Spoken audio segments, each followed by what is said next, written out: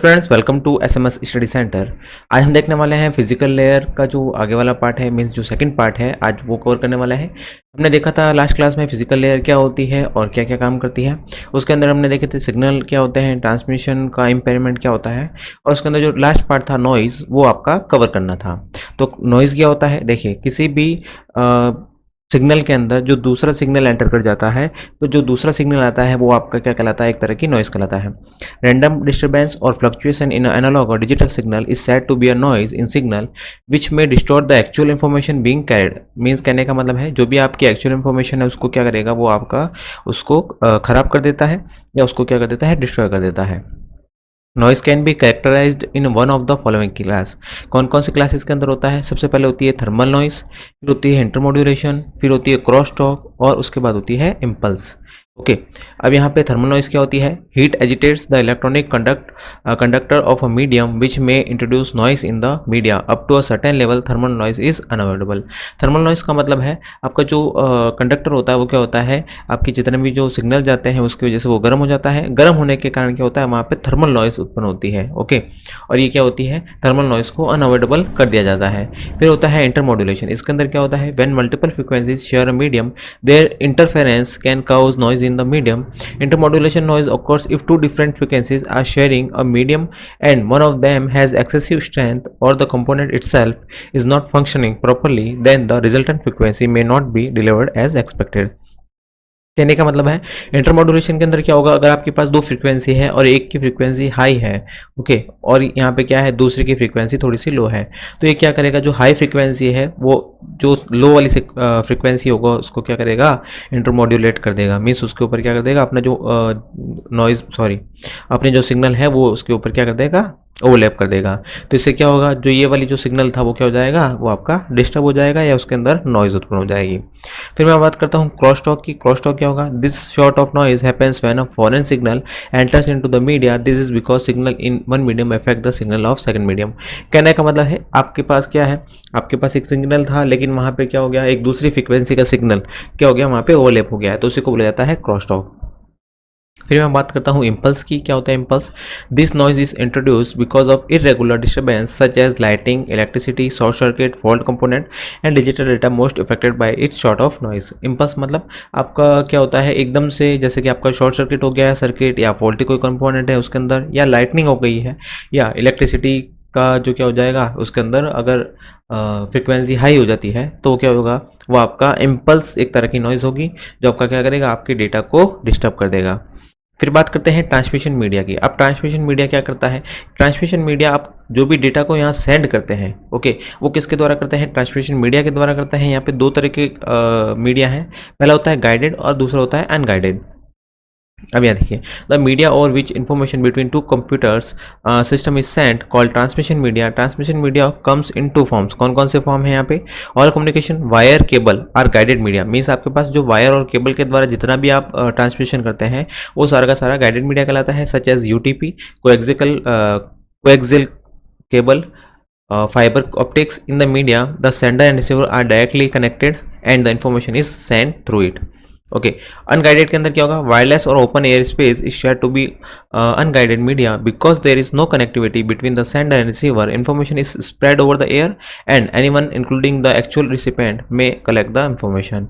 कहने का मतलब है अनगाइडेड के अंदर क्या होगा, आपका जो वायरलेस है जितना भी ओपन सिस्टम है वो सारा का सारा अनगाइडेड आता है।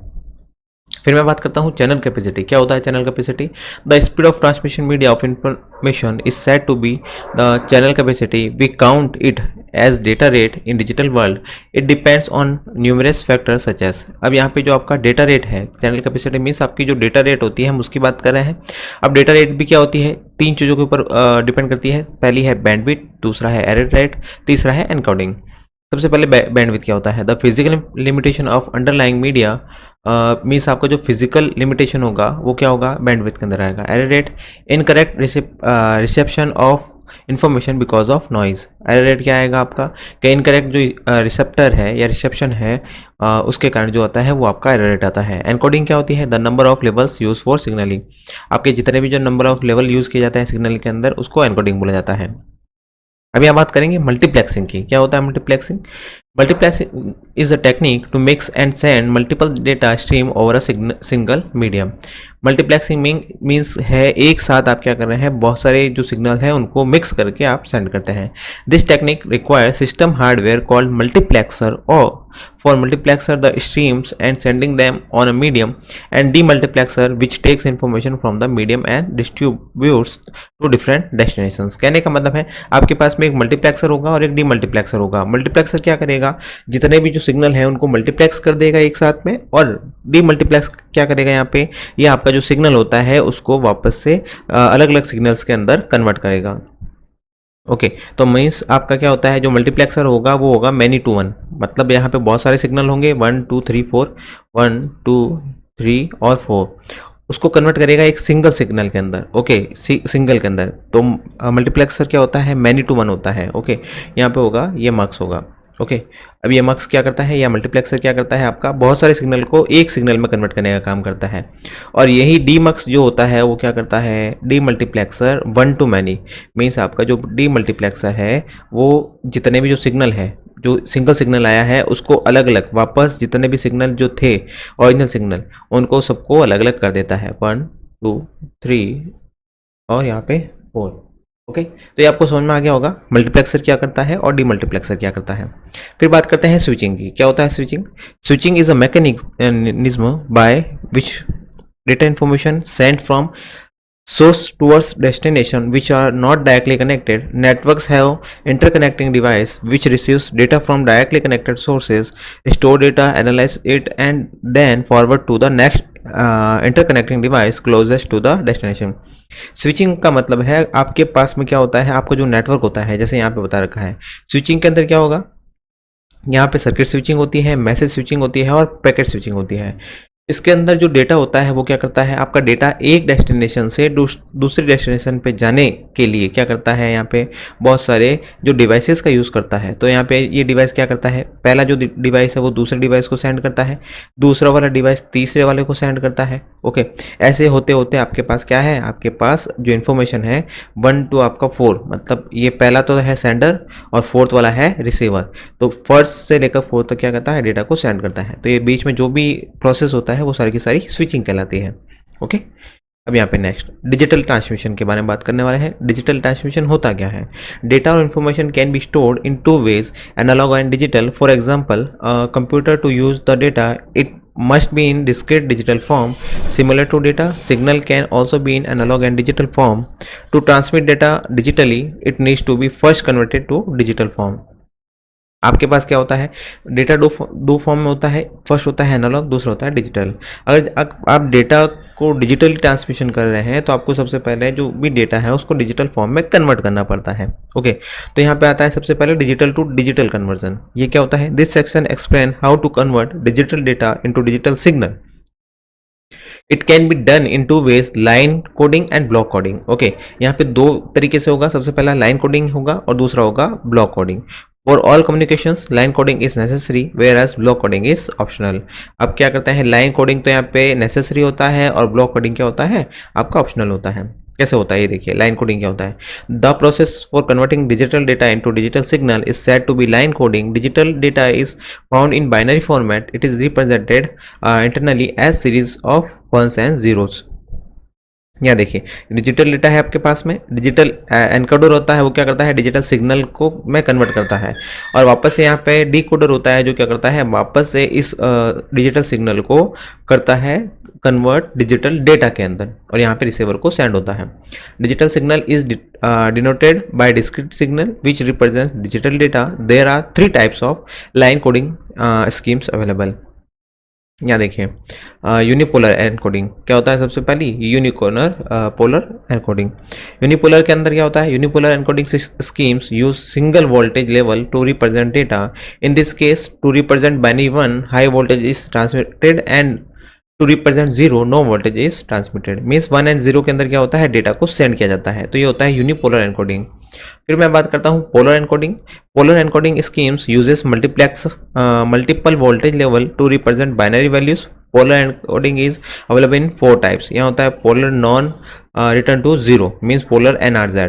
ये क्या होता है, it uses two different voltage level to represent binary values, generally positive voltage represent 1 and negative value represent 0. It is also NRZ because there is no rest conditions. NRZ scheme has two variant, NRZ-L and NRZ-I. अब यहाँ देखिए, यहाँ पे क्या होता है 0 1 0 1 means जो भी 0 है आपका वहाँ पे तो क्या आएगा, नेगेटिव डेटा आएगा, और यहाँ पे जहाँ 1 होता है वहाँ पे पॉजिटिव डेटा आता है. ओके, तो यहाँ पे क्या हो रहा है, जैसे ही 1 आता है तो पॉजिटिव या आपकी हाई फ्रीक्वेंसी यहाँ पे यूज़ की जाती है. अब NRZ-I के अंदर क्या होगा, NRZ-I के अंदर यहाँ पे देखिए 0 1 0 1 0 1, तो यहाँ पे 0 है, तो यहाँ पे जो 1 है, सॉरी यहाँ पे जो 0 है उसके अंदर भी क्या कर रखा है, हाई वोल्टेज को यहाँ पे सेट कर रखा है. तो यहाँ पे दो साइड होते हैं इसके, एक होता है NRZ-L और दूसरा होता है NRZ-L. ओके, तो यहाँ पे दोनों के अंदर डेटा को इस तरीके से सेंड किया जाता है. NRZ-L changes voltage level at when different bit is encountered, whereas NRZ-L changes voltage when 1 is encountered. अब यहाँ देखिए, यहाँ पे जब भी क्या होगा, हाई वोल्टेज क्रिएट होता है तो मीन्स 1 0 1 0 1 0 के अंदर क्या होगा, 1 1 के अंदर तो आपका क्या होता है, डेटा हाई होता है, और 0 के अंदर डेटा लो होता है या आपका सिग्नल लो होता है. लेकिन जब भी यहाँ पे डिफरेंट बीट क्या करता है, जैसे 0 और 1, जैसे ही 1 आया है तो इसने क्या किया है, यहाँ पे हाई वोल्टेज कर दिया है. वापस से जैसे ही डेटा चेंज हुआ है, मीन्स सिग्नल अगर चेंज हुआ है तो ये क्या कर देगा, आपका हाई वोल्टेज होगा. अब यहाँ से वापस जब भी क्या होगा, वापस से क्या हो रहा है, बिट चेंज हुआ है, मीन्स बिट जैसे ही चेंज हुआ है, 0 से 1 हुआ है तो यहाँ कहाँ चला गया है, नीचे चला गया है, तो ये क्या हो रहा है, 1 से 0 रहेगा. फिर वापस से जैसे ही 1 आता है तो क्या करेगा, हाई बिट को रिप्रेजेंट करेगा. ओके, तो ये है आपकी NRZ आपका L एंड स्मॉल l के बारे में. फिर बात करते हैं रिटर्न टू 0 RZ के बारे में. RZ क्या होता है, problem with NRZ is that receiver can not conclude when a bit ended and when the next bit is started in case when sender and receivers clock are not synchronize. Okay, तो यहाँ पे NRZ के अंदर क्या problem रहती है कि जो रिसीवर है उसको नहीं पता चलता है कि आपका जो नेक्स्ट बिट है वो कब स्टार्ट हो रहा है या कब आपका एंड हो रहा है. ओके, इसलिए रिटर्न टू 0 आपका क्या होता है, यहाँ पे यूज़ की जाती है. यहाँ पे 0 1 0 1 एंड 1. यहाँ देखिए इसके अंदर क्या होगा, uses 3 voltage level, positive voltage to represent 1, negative voltage to represent 0 and 0 voltage for none. यहाँ पे 0 वोल्टेज क्या करता है, नन को रिप्रेजेंट करता है. तो यहाँ 0 के बाद में कुछ नहीं आया है तो इसलिए इसने यहाँ पे क्या कर दिया है, नन कर दिया है. फिर वापस से 1 आएगा तो 1, फिर वापस से 1 के बाद में नन, फिर वापस से 0, फिर वापस से नन, फिर वापस से 1 एंड वापस से नन. ठीक है, तो ये सारी चीज़ें मीन्स आपका 0 रिप्रेजेंट कर रहा है. फिर बात करते हैं मैनचेस्टर के बारे में. This encoding scheme is combination of RZ and NRZ-L. Bit time is divided into 2 halves. It transit in the middle of the bit and changes phase when a different bit is encountered. Manchester के अंदर क्या होगा, आपकी दोनों जो RZ और NRZ-L है दोनों को यूज़ किया जाता है. फिर बात करते हैं differential Manchester. This encoding scheme is the combination of RZ and NRZ small l. It also transmit at the middle of the bit but changes phase only when 1 is encountered. Okay, कहने का मतलब है इसके अंदर क्या होगा, दोनों system को यूज़ किया जाएगा, लेकिन इसके अंदर क्या होगा, जब चेंजेस कब होगा, जब फेज आपका क्या होगा, 1 एनकाउंटर्ड होगा. ओके, अब बात करते हैं बाइपोलर के बारे में. बाइपोलर एनकोडिंग क्या होगा, bipolar encoding uses 3 voltage levels, positive, negative and 0. 0 voltage represents binary 0 and 1 represent 1 by alternating positive and negative voltages. Okay, यहाँ पे देखिए आपका 0 पे आपका 0 है, मीन्स कुछ भी नहीं है. 1 पे आपका 1, फिर वापस से कुछ भी नहीं, और 1 पे वापस जब भी 1 एनकाउंटर्ड हुआ है तो यहाँ पे नेगेटिव आ गया है. ओके, क्योंकि यहाँ पे क्या हुआ है, बिट का चेंज हुआ है. फिर बात करते हैं ब्लॉक कोडिंग के बारे में. ब्लॉक कोडिंग क्या होती है, to ensure accuracy of the receiver receive data frame redundant bits are use. For example in even parity, 1 parity bit is added to make the count of ones in the frame even. This way the original number of bit is increased. It is called block coding. block coding के अंदर क्या होगा, यहाँ पे जो data receive होता है, ठीक है ना, उसके अंदर क्या होगा, रिडंडेंट बिट्स यूज किए जाते हैं. अब यहाँ पे even parity 1 parity bit is added to the make the counts of ones in frame even. कहने का मतलब है आपका जो भी डेटा होता है उसके अंदर क्या होता है, एक डेटा एक्स्ट्रा ऐड कर दिया जाता है. तो यहाँ पे क्या करते हैं, जो भी डेटा होता है जो ऑड के अंदर होता है उसको क्या किया जाता है, इवन बनाया जाता है, मीन्स उसको एक ब्लॉक बनाया जाता है. इसलिए यहाँ पे क्या करता है, जो ऑड है उसको इवन बना देते हैं, इसलिए ये आपका ब्लॉक कोडिंग कहलाती है. अब इसके अंदर क्या क्या चीज़ होती है, यहाँ पे होता है डिवीजन, सब्स्टिट्यूशन और combination. After block coding is done, it is line coded for transmission. अब कौन कौन सी इसके अंदर सिग्नल्स होते हैं? एनालॉग टू डिजिटल कन्वर्जन होता है सबसे पहले तो। Analog to digital signal conversion क्या होता है? यहाँ देखिए, microphones create analog voice and camera creates analog video which are treated as analog data. To transmit this analog data over digital signals, we need analog to digital conversion. Analog data is continuous stream of data in the wave form of, whereas digital data is discrete. आपका जो analogue होता है वो कैसा होता है? एक signal form में होता है, और जो डिजिटल होता है वो डिस्क्रीट फॉर्म में होता है। To convert analog wave into digital data we use pulse code modulation. Means हम यहाँ पे पल्स कोड मॉड्यूलेशन का यूज करते हैं जो एनालॉग से डिजिटल कन्वर्जन के लिए। PCM is the one of the most commonly used method to convert analog data into digital form. It involves 3 steps. कौन कौन से होते हैं? सैम्पलिंग, क्वांटाइजेशन और एनकोडिंग। सैम्पलिंग के अंदर क्या करता है? एनालॉग की सैम्पलिंग करता है। यहाँ देखिए, मतलब उसको अलग अलग भागों में बांट देता है। आपको दिख रहा होगा यहाँ पे अलग अलग पॉइंट्स के अंदर इसको बांट दिया है। तो यहाँ पे क्या करेगा? इसको अलग अलग पॉइंट के अंदर यहाँ से बांट देगा, मतलब अलग अलग काट देगा। ये देखिए, ऐसे इसको क्या कर देगा? अलग डिवाइड कर देगा। तो ये होती है उसकी सैम्पलिंग करना। फिर the analog signal is sampled every T interval. Most important factor in sampling is the rate at which analog signal is sampled. Means यहाँ पे जो रेट ऑफ क्या होती है? सैम्पलिंग होती है, वही आपकी मोस्ट इंपोर्टेंट होती है। According to Nyquist theorem, the sampling rate must be at least 2 times of the highest frequency of the signals. Okay, तो यहाँ पे देखिए फिर क्या होता है? क्वांटाइजेशन होता है। क्वांटाइजेशन के अंदर क्या होगा? जो भी सिग्नल अलग हुआ है उसको क्या कर देगा? अलग अलग फ्रिक्वेंसीज के ऊपर क्वांटाइजेशन कर देगा, मतलब अलग कर देगा। Sampling yield discrete form of continuous analog signal. Every discrete pattern show the amplitude of the analog signal at that instance. The quantization is done between the maximum amplitude value and the minimum amplitude value. Quantization is approximation of the instantaneous analog value. इसको हटा देता हूँ ताकि आपको दिख जाए। Okay, अब यहाँ देखिए फिर क्या होगा? एनकोडिंग। एनकोडिंग में यहाँ पे क्या करेगा? जितने भी हमने जो बिट को क्या किया था, क्वांटाइजेशन किया था, उसको वापस कन्वर्ट कर देंगे आपका 1-0 के अंदर। यहाँ देखिए 1 1 1, फिर वापस से 0, फिर 1 0 1 0 1 1 1। तो इसको क्या कर दिया है? इसको कन्वर्ट कर दिया है आपके डिजिटल फॉर्म में। ओके, अब यहाँ बात करते हैं in encoding each approximate value is then converted into binary format. अब बात करते हैं किसकी? ट्रांसमिशन के बारे में। ओके, ट्रांसमिशन मोड क्या होता है? ट्रांसमिशन क्या होता है? ट्रांसमिशन मीन्स आपका जो डेटा आप ट्रांसमिशन करते हैं वो आप किस तरीके से करेंगे। यहाँ 2 फॉर्म है। सबसे पहला है पैरेलल और दूसरा आएगा आपका सीरियल।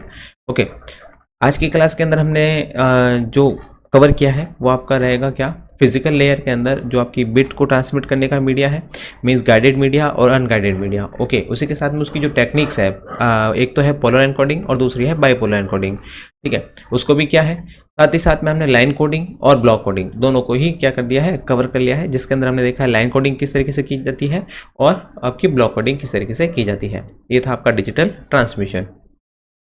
मिलते हैं कल की क्लास में। थैंक यू सो मच, और ऐसे ही चैनल को लाइक, शेयर एंड सब्सक्राइब करना ना भूलें। Thank you.